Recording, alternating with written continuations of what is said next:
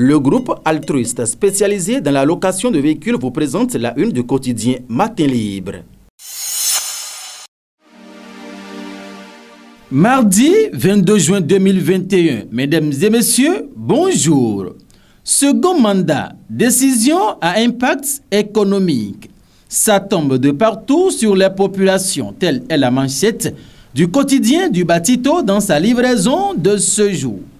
Que sera le second mandat de Patrice Talon?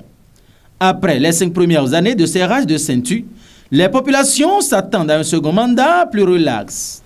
Le slogan de campagne, le développement, ça y est, et le discours d'investiture, dans lequel le chef de l'État a fait la promesse d'un mandat hautement social, on finit par les convaincre que c'est peut-être la fin ou tout au moins la mesure dans la prise de décision qui saigne économiquement le bas peuple. Mais le début du second mandat laisse déjà un goût amer. En page 2, de plus amples détails. Développement de l'énergie électrique. Le MCABN 2 célèbre sa 4e année de mise en œuvre. Allons en page 2 pour lire les détails. Baccalauréat 2021 dans le Zoo Colline. Moins d'engouement pour les séries scientifiques. C'est un titre qui est inscrit en fausse manchette haut du côté droit. Dans le même registre, bon démarrage du baccalauréat à Cotonou. Le préfet, le premier adjoint, satisfait.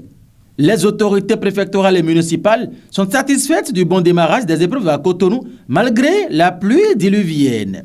Les candidats au baccalauréat 2021 ont démarré les compositions écrites ce lundi 21 juin sur toute l'étendue du territoire national. À Cotonou, en dépit des grosses gouttes d'eau qui se sont abattues tôt ce matin sur la ville, les candidats se sont empressés de rejoindre leur centre de composition. Il n'était pas question d'une pluie matinale. Fut-elle torrentielle, anéantissent les efforts de toute une année de préparation. Journée mondiale du réfugié. Renforcer la protection des réfugiés. En page 9, les détails peuvent être lus. Et pour finir, accident de circulation à Porto Novo. 2 morts, dont une fillette. Le journal Matin Libre laisse lire. Triste nouvelle, ce dimanche 20 juin 2021. 2 décès, dont une fillette de 8 ans, ont été enregistrés dans un grave accident de circulation à Dieregbe à Porto Novo. Selon les informations de Frisson Radio, la petite fille a trouvé la mort en voulant traverser la route. La victime a été percutée par un véhicule qui serait en excès de vitesse. Elle a succombé à ses blessures sur les lieux.